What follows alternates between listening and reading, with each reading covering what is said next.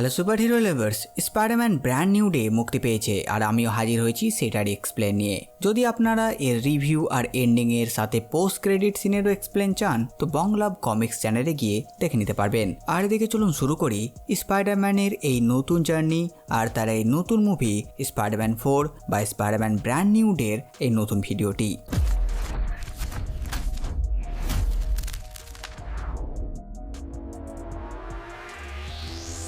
মুভির শুরুতেই আমাদের জানিয়ে দেওয়া হয় যে ডক্টর স্ট্রেঞ্জের স্পেলের পর এখন পুরো পৃথিবী পিটার পার্কারকে ভুলে গেছে। আর এই সিদ্ধান্তটা পিটার পার্কার নিজেই নিয়েছিল, কারণ সে চেয়েছিল তার সবচেয়ে প্রিয় মানুষগুলো যেন নিরাপদে থাকে। কিন্তু আজ সেই সিদ্ধান্তের ভার প্রতিদিন নিজের কাঁধে বয়ে বেড়াতে হচ্ছে পিটারকে। শুধু সাধারণ মানুষই নয়, তার জীবনের সবচেয়ে কাছের দুইজন এমজে আর নেড, তারাও তাকে সম্পূর্ণ ভুলে গেছে। তারা এখন এমনভাবে জীবন কাটাচ্ছে যেন পিটার পার্কার নামে কোনো মানুষ তাদের জীবনে কোনো দিনই ছিল না। এই সত্যিটা পিটারকে প্রতিনিয়ত ভেতর থেকে কষ্ট দেয়। আজও সুযোগ পেলেই সে তাদের ভিডিও, পুরনো ছবি আর বিভিন্ন মুহূর্তের রেকর্ডিং দেখে। সম্প্রতি তারা এমআইটিতে ভর্তি হয়েছে। পিটারের মনে এখন একটাই আফসোস থেকে যায়, স্পাইডারম্যান নো ওয়ে হোমের শেষে সে এমজের জন্য একটি চিঠি লিখেছিল যেটাতে সব সত্যি লেখা থাকে, কিন্তু শেষ পর্যন্ত সে আর সেই চিঠিটা দিতে পারেনি। অবশেষে সে এটাকে নিজের ভাগ্য বলেই মেনে নিয়েছে। এখন তার জীবনে পিটার পার্কারের অস্তিত্ব নেই বললেই চলে। সে যেন পুরোপুরি স্পাইডারম্যান হিসেবেই বেঁচে আছে। ঠিক সেই সময়ে শহরের বিভিন্ন জায়গা থেকে একের পর এক ক্রাইম অ্যালার্ট আসতে শুরু করে। খবর পাওয়া যায় কয়েকজন বিপজ্জনক ভিলেন শহরে তাণ্ডব চালানোর পরিকল্পনা করছে। প্রথমে স্পাইডারম্যান মুখোমুখি হয় স্করপিয়নের। আগেও বহুবার তাদের লড়াই হয়েছে, কিন্তু প্রতিবারই স্করপিয়ন স্পাইডারম্যানের কাছে হেরে গেছে। শুধু স্করপিয়নই নয়, শহরের বিভিন্ন প্রান্তে আরও অনেক অপরাধী বিশৃঙ্খলার সৃষ্টি করার চেষ্টা করে। স্পাইডারম্যান একে একে সবাইকে থামিয়ে দেয় এবং তাদেরকে ডিওডিসি মানে ডিপার্টমেন্ট অফ ড্যামেজ কন্ট্রোলের হাতে তুলে দেয়। এই ক্রিমিনালদের লিস্টে ছিল টারান্টুলা, বুমারাং, টুমস্টোন, সাথে হ্যান্ড নিনজারাও, কিন্তু তারাও স্পাইডারম্যানের সামনে বেশিক্ষণ টিকতে পারেনি। আর এটাই এখন পিটারের প্রতিদিনেরই জীবন। দিনভর শহরের অপরাধীদের বিরুদ্ধে লড়াই করে আর রাতে একা বসে এমজে আর নেডের পুরনো ভিডিও দেখে। মাঝে মধ্যে তার মনে হয় সে কি ভুল সিদ্ধান্ত নিয়েছিল, কিন্তু পরের মুহূর্তেই সে নিজেকে বোঝায় এই ত্যাগটাই হয়তো দরকার ছিল। কারণ যতক্ষণ সবাই তাকে ভুলে থাকবে ততক্ষণ তার প্রিয় মানুষগুলো নিরাপদে থাকবে। এর কিছুক্ষণ পর স্পাইডারম্যানের কাছে আরেকটি জরুরি খবর আসে। একটি বিশাল ড্যামেজ কন্ট্রোল ট্যাঙ্ক নিয়ন্ত্রণ হারিয়ে শহরের রাস্তা ভেঙে সোজা ড্যামেজ কন্ট্রোল হেডকোয়ার্টারের দিকে এগিয়ে যাচ্ছে। ট্যাঙ্কটির পথে যা পাচ্ছে সব ধ্বংস করে এগিয়ে যাচ্ছে। যা শুনে স্পাইডারম্যান দ্রুত ঘটনাস্থলে পৌঁছে সেটিকে থামানোর চেষ্টা করে। সে জানে না ট্যাঙ্কের ভেতরে কি আছে, তবে যেভাবে হোক ট্যাঙ্কটিকে থামাতেই হবে। ঠিক তখনই সেখানে একটি ছোট্ট বিস্ফোরণ হয় আর তারপরে সেখানে এন্ট্রি হয় ফ্র্যাঙ্ক ক্যাসেলের মানে পানিশারের। পানিশারের আদর্শ স্পাইডারম্যানের থেকে সম্পূর্ণ আলাদা। এই বিস্ফোরণের আসল কারণ ফ্র্যাঙ্ক নিজেই। তার বিশ্বাস পৃথিবীর সব অপরাধীকে সরাসরি হত্যা করা উচিত, তাদের বাঁচিয়ে রাখার কোনো মানে নেই। অন্যদিকে স্পাইডারম্যান কাউকে হত্যা করে না, সে অপরাধীদের আটকায়, বুঝিয়ে সুঝিয়ে পুলিশের হাতে তুলে দেয়। এই কারণে ফ্র্যাঙ্ক তখন সে অপরাধীকে হত্যা করার চেষ্টা করছিল। স্পাইডারম্যান বুঝতে পারে যদি সে ফ্র্যাঙ্ককে এখনই না থামায় তাহলে নিশ্চয় যে ট্যাঙ্ক চালাচ্ছে সে মারা যাবে। তাই প্রথমে সে পানিশারকে থামানোর চেষ্টা করে। এরই মধ্যে সেই ট্যাঙ্কটি ড্যামেজ কন্ট্রোলের হেডকোয়ার্টারের ভেতরে ঢুকে পড়ে আর সৌভাগ্যবশত সেখানে উপস্থিত কেউই গুরুতর আহত হয় না। এরপর সবাই অবাক হয়ে দেখে ট্যাঙ্কের ভেতর থেকে বেরিয়ে আসে এক বৃদ্ধ মহিলা। প্রথমে সবাই ভেবেছিল নিশ্চয়ই কোনো ভয়ঙ্কর সুপার ভিলেন ট্যাঙ্কটি চালাচ্ছে, কিন্তু আসল সত্যিটা ছিল আরো ভয়ঙ্কর। বৃদ্ধা নিজে ট্যাঙ্ক চালাচ্ছিলেন ঠিকই, কিন্তু নিজের ইচ্ছাই নয়। তার শরীরে নিয়ন্ত্রণ নিয়েছিল এক রহস্যময়, এক আলাদাই আননোন এন্টিটি। হঠাৎ সে আননোন এন্টিটি বৃদ্ধার শরীর ছেড়ে পাশে থাকা এক অফিসারের শরীরে ঢুকে পড়ে আর পরের মুহূর্তেই সে এক শরীর থেকে আরেক শরীরে লাফিয়ে বেড়াতে শুরু করে। একজন, দুইজন, তারপর আরো অনেক মানুষের শরীর দখল করতে করতে সে আননোন এন্টিটি এগিয়ে যেতে লাগে। এই দৃশ্য দেখে স্পাইডারম্যান সম্পূর্ণ হতবাক হয়ে যায়। এমন ঘটনা সে আগে কখনো দেখেনি। আর সবচেয়ে ভয়ের বিষয় হলো সে আননোন এন্টিটি স্পাইডারম্যানের শরীরেও ঢোকার চেষ্টা করে, কিন্তু আশ্চর্যজনকভাবে সে সফল হতে পারে না। বারবার চেষ্টা করে স্পাইডারম্যানের শরীর দখল করতে ব্যর্থ হয় সে আননোন এন্টিটি। এতে পিটার বুঝে যায় তার শরীরে এমন কিছু আছে যা ওই আননোন এন্টিটিকে প্রবেশ করতে দিচ্ছে না। কিন্তু আননোন এন্টিটিটা আসলে কে, সে কি চাইছে, আর ড্যামেজ কন্ট্রোল হেডকোয়ার্টারেই বা কেন এসেছিল? সে আননোন এন্টিটির ব্যাপারে আরও জানার জন্য স্পাইডারম্যান সরাসরি গিয়ে দেখা করে থান্ডারবোল্টসের ব্ল্যাক উইডোর সঙ্গে। স্পাইডারম্যান তাকে পুরো ঘটনাটা খুলে বলে, কিভাবে সে আননোন এন্টিটি একের পর এক মানুষের শরীর দখল করছিল, এমনকি তার নিজের শরীরেও প্রবেশ করার চেষ্টা করেছিল কিন্তু ব্যর্থ হয়েছে। সব কথা শোনার পর ব্ল্যাক উইডো জানায় ড্যামেজ কন্ট্রোল হেডকোয়ার্টারে ওই আননোন এন্টিটি অন্তত 30 জন মানুষের শরীর দখল করেছিল, কিন্তু তার লক্ষ্য কাউকে হত্যা করা ছিল না। সে আসলে হেডকোয়ার্টারের ভেতরে থাকা কোন একটি নির্দিষ্ট জিনিস খুঁজছিল। ঠিক কী জিনিস সেটা এখনও জানা যায়নি। ব্ল্যাক উইডোর ধারণা এর উত্তর একমাত্র ড্যামেজ কন্ট্রোলের কর্তৃপক্ষই দিতে পারবে, কারণ হেডকোয়ার্টারের ভেতরে এমন কিছু গোপন বস্তু বা তথ্য রয়েছে যার জন্য ওই আননোন এন্টিটি এত মরিয়া হয়ে সেখানে ঢোকার চেষ্টা করছিল। এই তথ্য পাওয়ার পর স্পাইডারম্যান আর দেরি না করে সোজা ড্যামেজ কন্ট্রোলের হেডকোয়ার্টারে পৌঁছে যায়, আর সেখানে হাই সিকিউরিটি টেস্ট শেষ করে তাকে নিয়ে যাওয়া হয় হেডকোয়ার্টারের প্রধান উইলের কাছে। পিটার সরাসরি উইলকে জিজ্ঞেস করে হেডকোয়ার্টারের ভেতরে এমন কিছু আছে যার জন্য সে আননোন এন্টিটি বারবার এখানে ফিরে আসছে, কিন্তু উইল জানায় তার এই বিষয়ে কোনো ধারণাই নেই। তার মতে হেডকোয়ার্টারে অনেক বিপজ্জনক অপরাধীকে বন্দী করে রাখা হয়েছে, হয়তো সে আননোন এন্টিটি তাদের কাউকে মুক্ত করতে চায়। কথা বলতে বলতে পিটারের চোখে হঠাৎ একটি রহস্যময় বক্সের দিকে যায়। বাক্সটির ভেতরে এমন কিছু অদ্ভুত জিনিস রাখা ছিল যেগুলো সাধারণ প্রমাণ বা অস্ত্রের মতো মনে হচ্ছিল না। পিটার বিষয়টা মনে রাখলেও তখন আর কিছু বলে না। এরপর আমরা দেখি পিটার একা একটি ক্যাফেতে বসে আছে। হঠাৎ তার চোখে পড়ে নেড সেখানে কিছু কেনাকাটা করতে এসেছে। বন্ধুকে সামনে দেখে পিটারের মনটা ভরে যায়। অনেকদিন পর এত কাছ থেকে সে নেডকে দেখছে। নিজেকে সামলাতে না পেরে পিটার চুপচাপ তার পিছু নিতে শুরু করে। নেডকে ফলো করতে করতে সে পৌঁছে যায় একটি পার্টিতে। সেখানে উপস্থিত ছিল এমজেও। এমজেকে দেখা মাত্র পিটার কয়েক মুহূর্তের জন্য স্থির হয়ে যায়। সে শুধু দূর থেকেই তাকিয়ে থাকে। তার চোখে যেন ভেসে ওঠে তার পুরনো দিনের স্মৃতি। পার্টির ভেতরে পিটার প্রথমে নেডের সঙ্গে কথা বলে, কিন্তু নিজের আসল পরিচয় দেয় না। সে অন্য একটি নাম ব্যবহার করে। এরপর এমজের সঙ্গেও তার পরিচয় হয়, কিন্তু তাকেও নিজের প্রকৃত পরিচয় জানায় না, কারণ তাদের কাছে পিটার পার্কার এখন সম্পূর্ণ অপরিচিত একজন মানুষ। এই পার্টিতে আরেকটি গুরুত্বপূর্ণ তথ্য জানা যায়। নেড নিজের হাতে একটি স্পাইডি ট্র্যাকার বানিয়েছে। এই ডিভাইসের মাধ্যমে স্পাইডারম্যান শহরে ঠিক কোথায় আছে সেটার অবস্থান সবসময় ট্র্যাক করা সম্ভব। কিন্তু এরপর পিটার এমন এক দৃশ্য দেখে যা দেখে ভেতর থেকে সে সম্পূর্ণ ভেঙে যায়। সে দেখে এমজে এখন অন্য একজন ছেলের সঙ্গে সম্পর্কে রয়েছে। দুজনকে খুব ঘনিষ্ঠভাবে কথা বলতে দেখে। এই দৃশ্য দেখে পিটারের বুকটা যেন ভেঙে চুরমার হয়ে যায়, আর সে সেখানে আর এক মুহূর্ত দাঁড়িয়ে থাকতে পারে না। চুপচাপ পার্টি ছেড়ে বেরিয়ে যায়। বাড়ি ফেরার পথে পথ জুড়ে তার মাথায় শুধু একটাই চিন্তা ঘুরতে থাকে, সে কি সত্যি সবকিছু হারিয়ে ফেলেছে? এমজে কি সত্যি তাকে চিরতরে ভুলে গেছে? এই মানসিক আঘাত পিটারকে এতটাই ভেঙে দেয় যে তার শ্বাস নিতে কষ্ট হতে শুরু করে। তার ভেতরে তীব্র এনজাইটি তৈরি হয়। অবশেষে বাড়ি ফিরে সে হঠাৎই অজ্ঞান হয়ে যায়। পরদিন সকালে পিটারের ঘুম ভাঙতেই সে বুঝতে পারে কিছু একটা অস্বাভাবিক হয়েছে। চারিদিকে অসংখ্য মাকড়সার জাল ছড়িয়ে আছে। প্রথমে সে ভেবেছিল সে হয়তো নিজের ঘরে আছে, কিন্তু কয়েক সেকেন্ড পর সে বুঝতে পারে সে নিজের বিছানায় নেই, বরং নিজের অ্যাপার্টমেন্টের বাইরের দেওয়ালে কয়েকতলা উঁচুতে অর্ধেক ঝুলে রয়েছে। একটা কোকুন বানিয়ে সেটার ভেতরে ছিল সে। কোনো মতে নিজেকে সামলে নিচে নামে সে। তারপর সে আরো ভয়ঙ্কর একটা বিষয় বুঝতে পারে, তার ওয়েব শুটার আর কাজ করছে না, বরঞ্চ এখন তার শরীর থেকেই অর্গানিক ওয়েব বের হচ্ছে, ঠিক যেমন একসময় টবি ম্যাগুয়ারের স্পাইডারম্যানকে সে করতে দেখেছিল। তবে সমস্যা হলো এই অর্গানিক ওয়েবের ওপর পিটারের কোনো নিয়ন্ত্রণ নেই। হঠাৎ জাল বেরিয়ে আসছে, কখন বের হবে, কতটা বের হবে সে নিজেও কন্ট্রোল করতে পারছে না। এই কারণে সে ভারসাম্য হারিয়ে নিচে পড়ে যায়। এর কারণ খুঁজতে পিটার নিজের শরীর পরীক্ষা করে। তখন জানা যায় তার শরীরে মিউটেটেড ডিএনএতে নতুন ধরনের পরিবর্তন শুরু হয়েছে। তার পার্সোনাল অ্যাসিস্ট্যান্ট এআই ইভি তাকে জানায় তার শক্তি আগের তুলনায় আরও বেড়ে গেছে। তার অনুভূতির ক্ষমতাও অনেক বেশি তীক্ষ্ণ হয়েছে।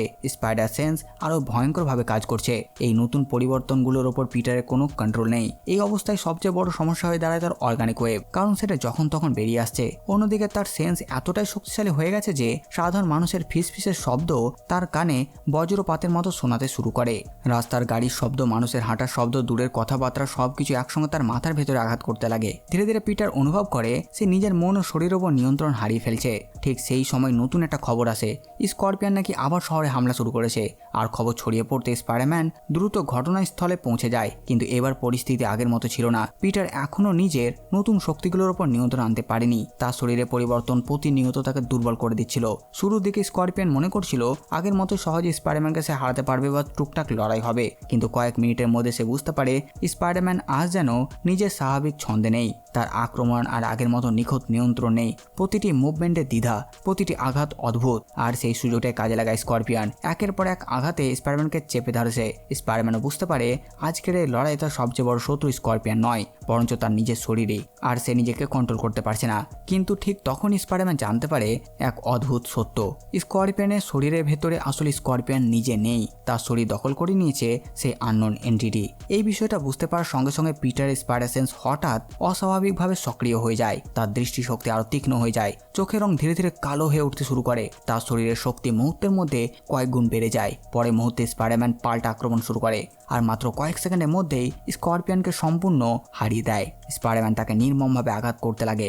একসময় সে স্করপিয়নকে তুলে ছুড়ে মারে পুলিশের এক গাড়ির ওপরে। প্রচন্ড ধাক্কায় গাড়িটি দুমড়ে মুচড়ে দূরে গিয়ে পড়ে। ভেতরে থাকা একজন মহিলা পুলিশ গুরুতর আহত হয়। আর যখন স্পাইডারম্যান আবার নর্মাল হয়ে ফিরে আসে তখন সে আতঙ্কিত হয়ে যায়। সে বুঝতে পারেনি ঠিক কিভাবে নিজের উপর থেকে সে কন্ট্রোল হারিয়েছিল।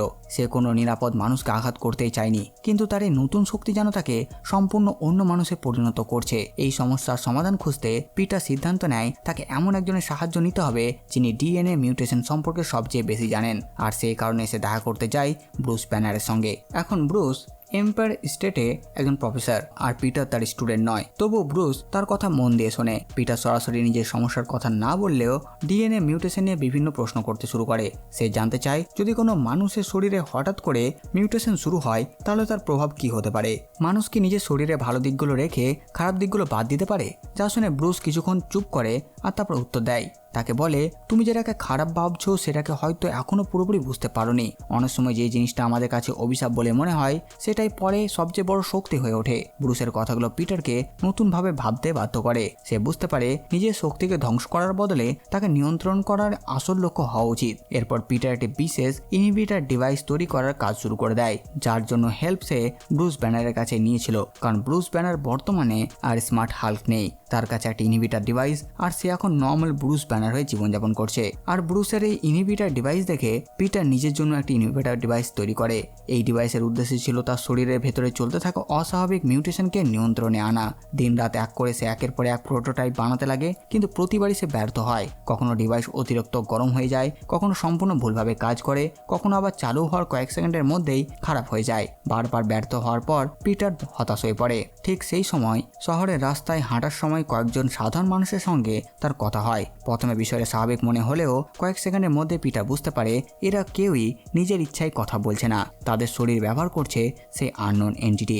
একজনের শরীর থেকে আরেকজনের শরীরে ঢুকে আননোন এন্টিটিটা পিটারের সাথে কথা বলতে লেগেছে। সে জানিয়ে দেয় সে ইতিমধ্যে পিটার সম্পর্কে সবকিছু জেনে গেছে, এমনকি পিটারের বাড়িতেও গিয়ে এসেছে। তার জীবনের প্রতিটি তথ্য এখন সে আননোন এন্টিটি জেনে গেছে। সে এমজের ব্যাপারেও সব জেনে গেছে এবং খুব শীঘ্রই সে এমজের কাছেও পৌঁছে যাবে। এই কথা শুনে পিটার ভয় পেয়ে যায়, আর তাই স্পাইডারম্যান সে আননোন এন্টিটিকে ধরার জন্য মানুষগুলোর পিছু করতে লাগে। অন্যদিকে সে আননোন এন্টিটি একের পর এক মানুষের শরীর দখল করে অবিশ্বাস্য গতিতে এগিয়ে যেতে লাগে। পিটার বুঝতে পারে এভাবে দৌড়ে সে আননোন এন্টিটিটাকে হারাতে পারবে না, তাই সে নিজের পার্সোনাল অ্যাসিস্ট্যান্ট এআই ইভির সাহায্য নেয়। বিভিন্ন তথ্য বিশ্লেষণ করে ইভি জানায় আননোন এন্টিটি সর্বোচ্চ 33 ফুট পর্যন্ত জাম্প করে মানুষের শরীরে প্রবেশ করতে পারে। এর বেশি দূরে থাকা মানুষকে সে প্রসেস করতে পারে না। এই তথ্য পাওয়ার পর পিটার একটি পরিকল্পনা তৈরি করে, কিন্তু ততক্ষণে সে আননোন এন্টিটি একটি হেলিকপ্টার পাইলটের শরীর দখল করে ফেলে। স্পাইডারম্যান মুহূর্তের মধ্যে হেলিকপ্টারের কাছে পৌঁছে যায়। তারপর সেটিকে এমনভাবে মাঝ আকাশে আটকে দেয় যাতে আশেপাশে 33 ফুটের মধ্যে আর কোনো মানুষ না থাকে। ফলে আননোন এন্টিটি আর নতুন কোনো শরীর প্রবেশ করতে পারে না। এই সুযোগে পিটার দ্রুত এমজের কাছে পৌঁছে যায়। হঠাৎ স্পাইডারম্যানকে সামনে দেখে এমজে ভীষণ অবাক হয়ে যায়। পিটার তখন শুধু তাকে একটাই কথা বলে, তোমার জীবন বিপদের মধ্যে আছে, এখনই আমার সঙ্গে যেতে হবে।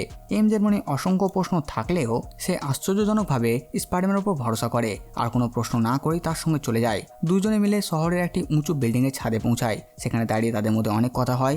স্পাইডারম্যান বারবার তাকে বোঝানোর চেষ্টা করে যে তার জীবনে এখন ভীষণ ঝুঁকির মধ্যে আছে। এমজে শান্ত গলায় বলে, আমি সব জানি পিটার।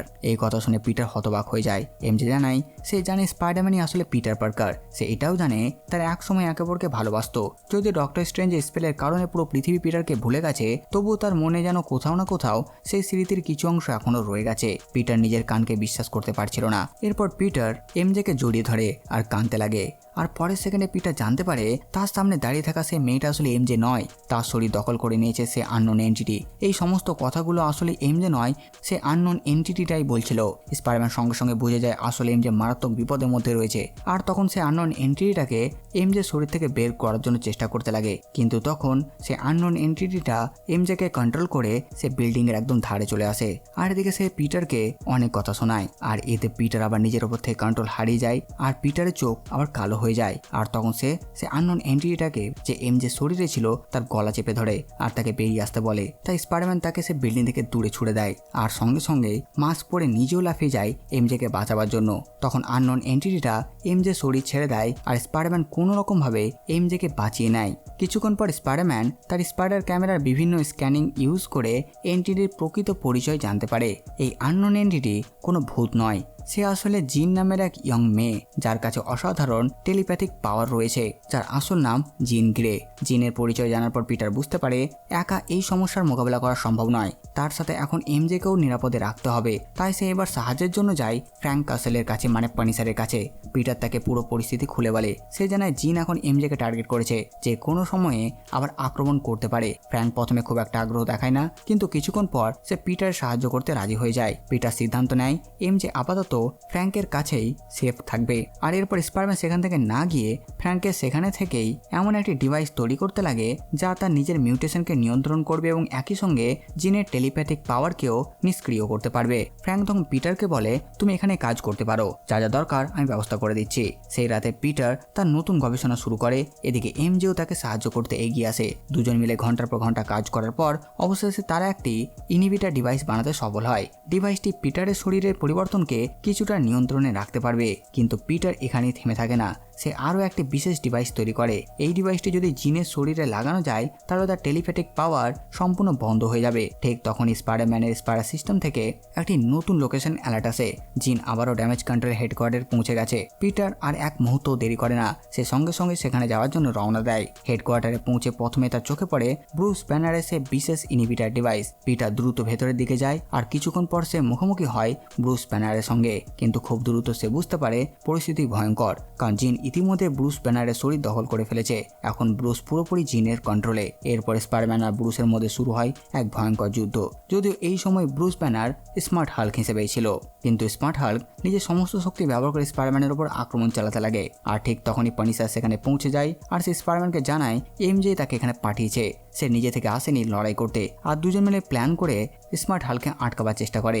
আর তাই এবার পানিসার প্ল্যান করে সে জিনের আসল শরীরটাকে খুঁজে বের করবে আর পিটার এদিকে হাল্কের সঙ্গে লড়াই করবে। পিটার এখানে পানিসারকে বলে দেয় জিনের 33 ফুটের ভেতরে যেও না, নাহলে মুহূর্তের মধ্যে সে তোমার শরীরে দখল করে নেবে। ফ্র্যাঙ্ক যা শুনে সম্মতি জানায়। কয়েক মুহূর্ত পরেই সবচেয়ে ভয়ঙ্কর ঘটনাটি ঘটে। জিন এবার হাল্কের শরীর ছেড়ে পানিসারের শরীরে প্রবেশ করে ফেলেছে। কিন্তু ঠিক তখনই স্মার্ট হাল্ক থেকে সে স্যাভেজ হাল্কে ট্রান্সফর্ম হয়ে যায়। সে আরো বেশি বিপজ্জনক হয়ে গেছে। আর এরপর শুরু হয় স্পাইডারম্যানের সঙ্গে তার এক ডেঞ্জারাস লড়াই। হাল্ক তার প্রতিটি আঘাতে পুরো বিল্ডিং কাঁপিয়ে দেয়। স্পাইডারম্যান প্রাণপণ লড়াই করলেও শক্তির দিক থেকে হাল্ক স্পষ্টভাবেই তার থেকে অনেক এগিয়ে। শেষ পর্যন্ত পিটার একটা অন্য পথ বেছে নেয়। সে যুদ্ধ থামিয়ে হাল্কের সামনে গিয়ে বলে, আমি তোমার বন্ধু পিটার পার্কার। তার আওয়াজ শুনে হাল্ক ধীরে ধীরে শান্ত হয়ে যায় আর ব্রুস ব্যানার নিজের উপর আবারও কন্ট্রোল ফিরে পায়। অন্যদিকে পানিসার তখন ড্যামেজ কন্ট্রোল হেডকোয়ার্টারে আরো ভেতরে ঢুকে গেছে আর সে সরাসরি উইলের সামনে গিয়ে দাঁড়ায়। তার উদ্দেশ্য একটাই, জিন যেটা খুঁজতে এসেছে সেটাতে তার সাহায্য করা। সে উইলকে ভি ম্যাক্স সম্পর্কে জিজ্ঞেস করে, কিন্তু উইল দাবি করে সে ভি ম্যাক্স সম্পর্কে কিছুই জানে না। ঠিক তখন স্পাইডারম্যান জিনের আসল শরীরের কাছে পৌঁছে যায় আর দেরি না করে জিনের গলায় নিজের তৈরি বিশেষ ইনহিবিটর ডিভাইসটি লাগিয়ে দেয়। আর মুহূর্তের মধ্যে জিনের টেলিপ্যাথিক পাওয়ার কাজ করা বন্ধ করে দেয়। আর অবশেষে জিনকে গ্রেপ্তার করা হয়। জিনকে গ্রেপ্তার করার পর সবাই ভেবেছিল এবার হয়তো সবকিছু শেষ হয়ে গেছে, কিন্তু আসল রহস্য তখনও সামনে আসেনি। পরে সিনে দেখা যায় বহুদিন আগে পিটার যে চিঠিটা এমজেকে দিতে চেয়েছিল সেটি এদিকে এমজের হাতে পৌঁছে গেছে আর সেটা সে পড়েও নিয়েছে। আর যখন স্পাইডারম্যান তার সামনে গিয়ে দাঁড়ায় তখন এমজে তাকে বলে, আমি দেখতে চাই মুখোশের আড়ালে কোন চেহারা লুকিয়ে আছে। পিটাররা কিছু লুকিয়ে রাখে না, সে ধীরে ধীরে নিজের মুখোশ খুলে ফেলে।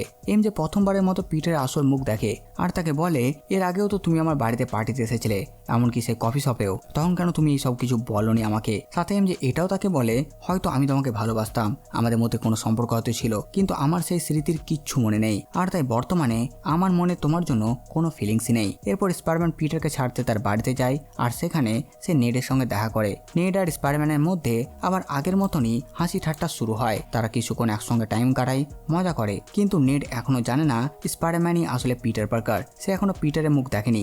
এরপর স্পাইডারম্যান ব্ল্যাক উইডোর সাথে কথা বলে। সে ব্ল্যাক উইডোকে জানায় জিন অজ্ঞান হয়ে যাওয়ার আগে শুধু একটি নাম উচ্চারণ করেছিল, সারা। এই কথা শুনেই ব্ল্যাক উইডো পুরো ঘটনাটার আসল ইতিহাস বলতে শুরু করে। সে জানায় জিনের একটি বড় বোন ছিল যার নাম সারা। সারার কাছেও জিনের মতনই শক্তিশালী টেলিপ্যাথিক পাওয়ার ছিল। সেও অন্য মানুষের শরীরে প্রবেশ করতে পারত, কিন্তু একসময় উইল তাদের এই ক্ষমতার কথা জানতে পারে। এরপর তারা সারাকে ধরে নিয়ে গিয়ে তার উপর পরীক্ষা নিরীক্ষা শুরু করে। তবে তারা কখনো জানতে পারেনি যে সারার আরেকজন বোনও আছে আর যার কাছেও এই একই ক্ষমতা আছে। জিন এতদিন ধরে শুধু নিজের বোন সারাকে খুঁজছিল। তার হাতে ছিল মাত্র একটি সূত্র, ভিম্যাক্স। কিন্তু ভিম্যাক্স আসলে কি সেটা কেউই জানতো না। এদিকে জিন তখন উইলের হেফাজতে ছিল। উইল জিনের অসাধারণ মানসিক শক্তি নিয়ে গবেষণা করতে চেয়েছিল। সে জিনের উপর একের পর এক পরীক্ষা চালাতে শুরু করে। হঠাৎ জিনের চোখ পড়ে ছাদের উপরে লেখা একটি শব্দে, ভিম্যাক্স। এই শব্দ থেকে সে বুঝে যায় ভিম্যাক্স কোনো ব্যক্তি নয়, এটি কোনো টেকনোলজি নয়, এটি সেই গোপন গবেষণা প্রকল্পের নাম যেখানে সারাকে নিয়ে পরীক্ষা চালানো হয়েছিল। আর সেই পরীক্ষার সময় সারা মারা গেছে, অর্থাৎ জিনের বোনকে এই প্রতিষ্ঠানই হত্যা করেছে। অন্যদিকে স্পাইডারম্যান ততক্ষণে বুঝে যায় জিন কোনো ভিলেন নয়, সে শুধু নিজের বোনের সত্যিটা জানতে এসেছিল আর তার বোনকে খুঁজতে এসেছিল। তাই স্পাইডারম্যান দ্রুত সেখানে পৌঁছে জিনকে বাঁচানোর চেষ্টা করে, কিন্তু হেডকোয়ার্টারে অসংখ্য সিকিউরিটি গার্ড তার পথ আটকায়। স্পাইডারম্যান একে একে সবাইকে হারিয়ে ভেতরে ঢোকে। ঠিক তখনই জিন নিজের টেলিপ্যাথিক পাওয়ার পুরো শক্তিতে ব্যবহার করে আর মাত্র কয়েক সেকেন্ডের মধ্যেই কয়েক কিলোমিটার জুড়ে বসবাসকারী প্রতিটি মানুষকে সে কন্ট্রোল করে ফেলে। কেউ নড়াচড়া করতে পারছিল না। তার কন্ট্রোলের মধ্যে এখন এমজে নেটও ছিল, এমনকি হেডকোয়ার্টারের সমস্ত কর্মীরাও। আর পানিসার তখন ওই এরিয়ার বাইরে ছিল, তাই সেও ছিল সেফ। স্পাইডারম্যান ভেতরে ঢুকতেই একদল নিনজা তাকে ঘিরে ফেলে। জিন তাদের শরীর দখল করে স্পাইডারম্যানের সঙ্গে কথা বলতে লাগে। সে জানায় নিজের বোনের ওপর হওয়া নিষ্ঠুর অত্যাচার দেখার পর তার মানুষের ওপর থেকে বিশ্বাস উঠে গেছে। এখন সে এই পৃথিবীর কাউকে আর বাঁচিয়ে রাখতে চায় না। এরপর সমস্ত নিনজা একসঙ্গে স্পাইডারম্যানের ওপর ঝাঁপিয়ে পড়ে। পিটার তখন নিজের নতুন শক্তির ওপর পুরোপুরি নিয়ন্ত্রণ আনতে পারেনি। হঠাৎ আবার তার চোখ কালো হয়ে যায়। স্পাইডার সেন্স আবার জেগে ওঠে অস্বাভাবিকভাবে, কিন্তু এবার আগের মতো কিছু হয় না। যেখানে আগে সে কন্ট্রোল হারিয়ে ফেলতো, কিন্তু এবার সে নিজেকে সামলে রাখে। সে নিনজাদের হারিয়ে দেয় ঠিকই, কিন্তু কাউকে হত্যা করে না। আর তারপর সে সরাসরি জিনের সামনে গিয়ে দাঁড়ায়। সে জিনকে বোঝানোর চেষ্টা করে। সে বলে এই পৃথিবীতে খারাপ মানুষ আছে, কিন্তু সবাই খারাপ নয়। প্রতিশোধ নিলে সারা কিন্তু ফিরে আসবে না। কিন্তু জিন তখন আর কারো কথা শুনতে রাজি নয়। সে প্রথম উইলকে হত্যা করতে চায়। ঠিক তখনই জিন শেষবারের মতো স্পাইডারম্যানের শরীরে প্রবেশ করার চেষ্টা করে। যেহেতু এবার সে আগের থেকে অনেক বেশি শক্তিশালী হয়ে গেছে, তাই সে সফল হয়। স্পাইডারম্যানের স্মৃতিতে প্রবেশ করতেই জিন দেখতে পায় স্পাইডারম্যানের আন্ট মেকে। সেখানে সে পিটারকে বলেছিল প্রতিটি নতুন শক্তির সঙ্গে নতুন দায়িত্ব আছে। এই পৃথিবীতে অন্ধকার আছে ঠিকই, কিন্তু শুধুই অন্ধকার নেই। পিটারের আন্ট মেয়ের কথাগুলো জিনের মন ছুঁয়ে যায়। তার রাগ ধীরে ধীরে কমতে শুরু করে। দূর থেকে পানিসার কিন্তু রেডি হয়েছিল জিনকে মারার জন্য, যাতে সে শহরকে বাঁচাতে পারে। তাই সে নিজের স্নাইপার রাইফেল দিয়ে গুলি চালায়, কিন্তু শেষ মুহূর্তে স্পাইডারম্যান জিনকে সরিয়ে দিয়ে গুলিটা নিজে খায়। আর স্পাইডারম্যান মারাত্মকভাবে আহত হয়ে মাটিতে লুটিয়ে পড়ে। এই দৃশ্য দেখে ফ্র্যাঙ্ক নিজেও হতবাক হয়ে যায়। জিন তখন নর্মাল হয়ে গেছে, আর সবাইকে যে কন্ট্রোল করেছিল সেগুলো সব আবার ঠিক করে নেয়। জিন নিজের শক্তি ফিরিয়ে নেওয়ার সঙ্গে সঙ্গে আশেপাশের সব মানুষ আবার স্বাভাবিক হয়ে যায়। এদিকে গুরুতর আহত স্পাইডারম্যানকে দ্রুত হাসপাতালে নিয়ে যায় পানিসার। খুব অল্প সময়ের মধ্যেই পুরো পৃথিবী জেনে গেছে স্পাইডারম্যান মৃত্যুর সঙ্গে লড়াই করছে। সৌভাগ্যবশত কিছুদিন চিকিৎসা চলার পর পিটার সম্পূর্ণভাবে সুস্থ হয়ে যায়। আর এরপর হাসপাতাল থেকে বের করার জন্য ফ্র্যাঙ্ক একটি প্ল্যান বানায়। সে নিজেই স্পাইডারম্যানের মাস্ক পরে হাসপাতালের জানালায় দাঁড়িয়ে থাকে আর মানুষের দিকে তাকিয়ে হাত নাড়ায়। ফলে সবাই তার দিকে তাকিয়ে থাকে। আর এই সুযোগে পিটার চুপচাপ সাধারণ মানুষদের ভিড়ের মধ্যে গিয়ে হাসপাতাল থেকে বেরিয়ে যেতে পারবে আর দেখতে পারবে মানুষ তাকে কতটা ভালোবাসছে। কিছুদিন পর পিটার একটি ক্যাফেতে নেটকে দেখতে পায়। তারা একে অপরের সঙ্গে হ্যান্ডশেক করে, কিন্তু সেটা ছিল তাদের ছোটবেলাকার সে বিশেষ হ্যান্ডশেক, যেটা শুধু পিটার আর নেটই জানতো। নেট মুহূর্তে বুঝে যায় তার সামনে দাঁড়িয়ে থাকা মানুষটা আসলে পিটার পার্কার। আর ঠিক এখানেই শেষ হয়ে যায় স্পাইডারম্যান ব্র্যান্ড নিউ ডের গল্প। তো বাস বন্ধুরা, এই ভিডিও বাস এতটুকুই। আপনারা কমেন্ট করে জানান ভিডিও আমাদের কেমন লাগলো। সাথে সাথে আমার এই কাজ আপনাদের ভালো লাগে ভিডিও লাইক চ্যানেল সাবস্ক্রাইব করে দেবেন। তো আমি আসছি নতুন ভিডিও নিয়ে। আমি প্রিন্স সালমান আর আপনারা দেখছিলেন বাংলা মুভিজ।